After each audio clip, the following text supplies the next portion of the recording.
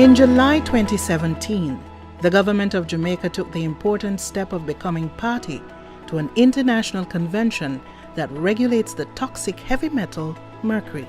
Jamaica decided to ratify the Minamata Convention on mercury because we're committed to the global effort to protect human health and the environment from the man-made sources of mercury pollution to the environment.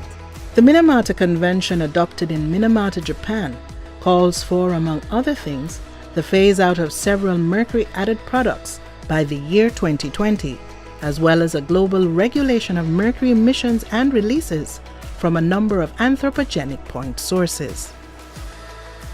As of May 2018, the convention has been ratified by 92 countries, including Jamaica. The concern about mercury is prompted by its extreme toxicity and long-term persistence in the environment. The organic form of mercury bioaccumulates in the tissues of living organisms.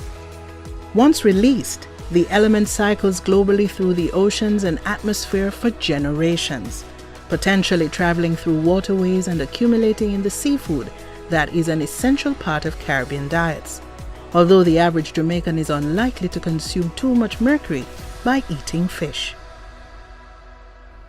People can also be exposed to mercury by using skin lightening creams, cosmetics, and topical antiseptics which contain mercury or mercury compounds. Exposure to more mercury than the body can get rid of can lead to nerve and organ damage, and young children and fetuses are at highest risk because their brains and nervous systems are still developing. Jamaica's Ministry of Economic Growth and Job Creation is coordinating the implementation of the Minamata Convention on behalf of all citizens. Its first task has been to identify point sources for mercury emissions and releases through the Global Environment Facility-funded Minamata Initial Assessment project.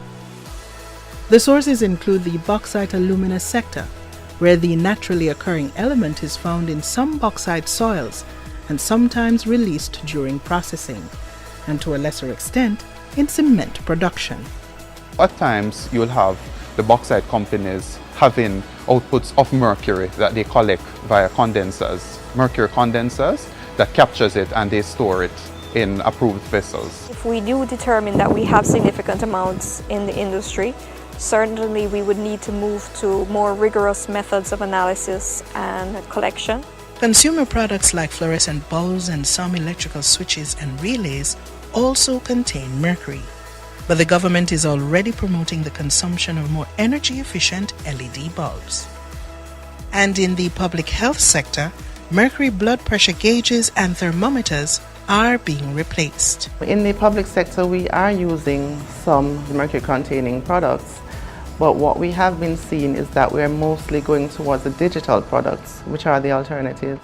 In terms of environmental regulations, the National Environment and Planning Agency has air quality regulations and wastewater and sludge regulations that prescribe mercury emission and release limits to air and water from operations and facilities. These are not currently reflected in licenses that are issued, but the accommodations in the regulations allow for implementation once the national capacity for monitoring and detection is addressed. We consider it timely and perhaps strategic that the Minamata Initial Assessment and the reports, recommendations and findings have pointed us into areas that we will need to focus going forward in terms of implementation. There's more work to be done on the regulation of mercury and mercury compounds, but Jamaica is already in step with the global consensus on mercury, moving even closer towards a healthier environment for all.